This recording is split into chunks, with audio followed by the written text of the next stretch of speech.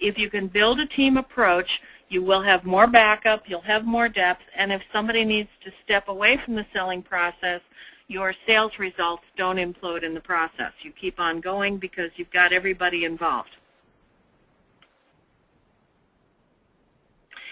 Here are some of the things you might want to think about when you're going down through that list of what do you do best. Lead generation, so going out and opening up opportunities, gathering business cards, having initial conversations with people, and pre-qualifying people. Keeping track of leads. So once we've got the leads, how do we keep track of them? Is there someone in charge of a database? Is there somebody who's really good at following up and saying, you know what, I noticed that we haven't talked to this person in a while, we need to do that. One of the things to be aware of with computers is that they're great at keeping track of data, but once the data goes into the computer, it can disappear. And you want to make sure that you don't lose track of your leads once they go in. So finding someone that's always able to work that computer and check on what's in the database is an essential role.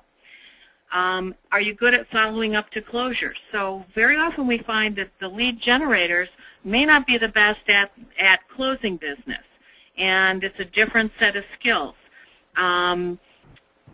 There are what we call hunters and farmers. So the hunter is the person who's thinking about getting up and running and chasing after some game and running that game to ground every single day. And they live for the hunt. They're charged up by the hunt.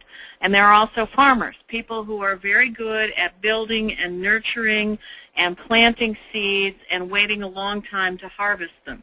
Those are two entirely different skills. They both have a fit on the sales team, but you want to make sure that you have your hunters going after the closures and your farmers going after the development of the database. Make sure you're focused on the right opportunities. And by that I mean you've done your work on what's the best customer. You know how to make sure that that customer is right for you right now, and you're not chasing either pie-in-the-sky opportunities or customers that aren't going to be a good fit. Work on shortening the time that it takes to close by getting conscious of your sales process and then looking at every stage and saying, are we as efficient as we can be at this? What could we do to get better at it? Make sure that you have identified the people that are really good at closing deals, which is different from the follow-up, and get them focused on, are we closing as many deals as we can? And then, do you have people on your team who are good at getting really profitable deals? And then take a look at what is it that they're doing different from the team in general. So there may be some people that have really identified how to sell high value. You want to learn from those people because they will be able, over the long term, to help you increase your margins.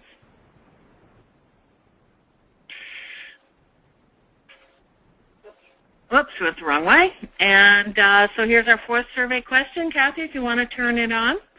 And who is on your sales team? So this is a place to start from as you look at planning out your sales goals.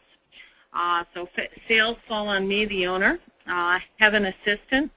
People in operations help with sales, and have a team of dedicated salespeople, both hunters and farmers.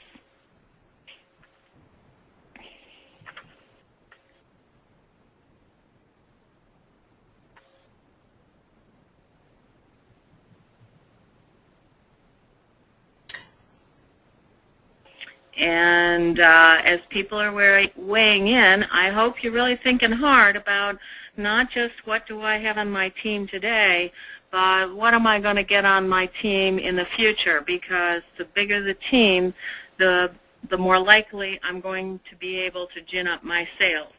And quite honestly, over the next couple of years, the most important thing that companies can do in general is make sure that their sales are profitable and then get more of them. So focus on sales over the next 2 years has to be job number one for virtually every business owner out there. Well, I think we got everybody in. There we go. Oops. Okay. So a lot of us are doing it on our own. Almost 60%, it's me, me, me, and me. Interesting that nobody has picked the box of I have an assistant.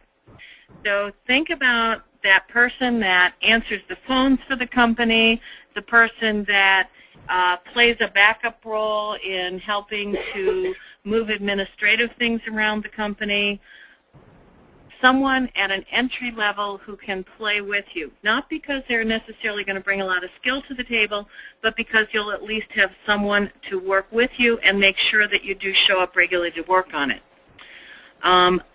Good job with 17%, getting people in operations to help with sales, and a quarter of the population who does have a team of dedicated salespeople, both hunters and farmers. Well positioned to move forward now, just put it into action. Okay, let's go look at the next slide.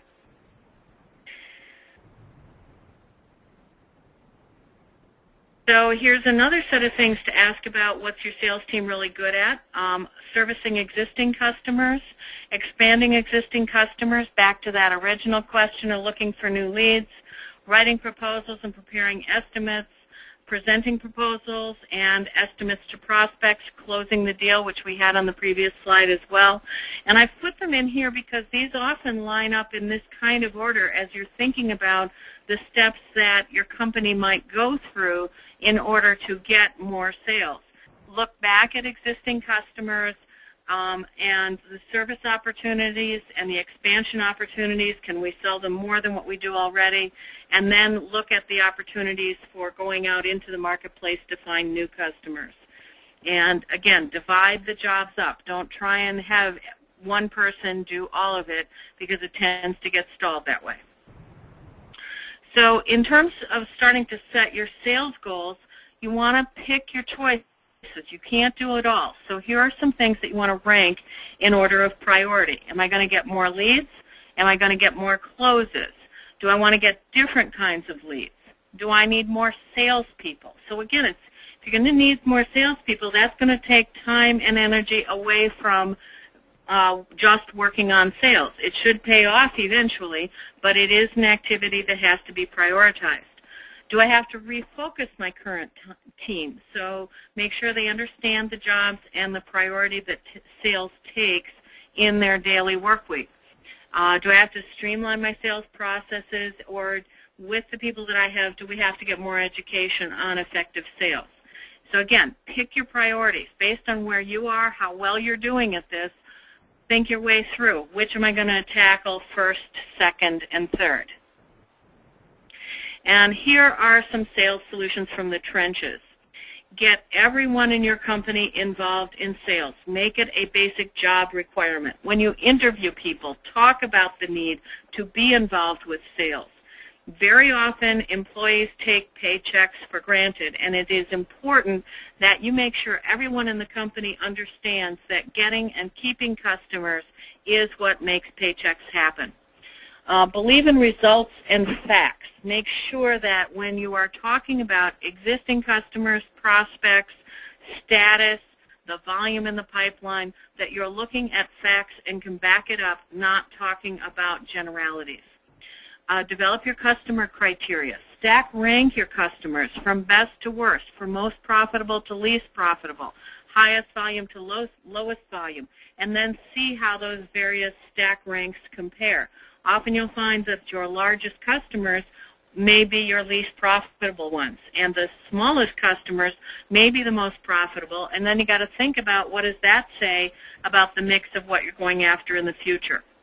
Learn how to predict. Use a spreadsheet. Get someone who's good at databases to work with you on managing the database and then pulling data out of it and using that data eventually to predict.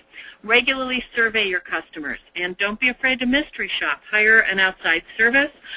Get someone who is a friend to call up customers and ask about what your company does as if they were checking a reference. It's really important that before you give a reference out, you know exactly what that customer is likely to say. Make sure that you're not handing out bad references, that you've done all this good work, you've gotten really far down in the sales process, only to have it killed because either a customer isn't happy with you or that customer just doesn't understand the role of a reference and is giving out information that is either not helpful or is actually turning off the prospect. Build a list of competitors. who's in your industry, what do they do, how much do they charge.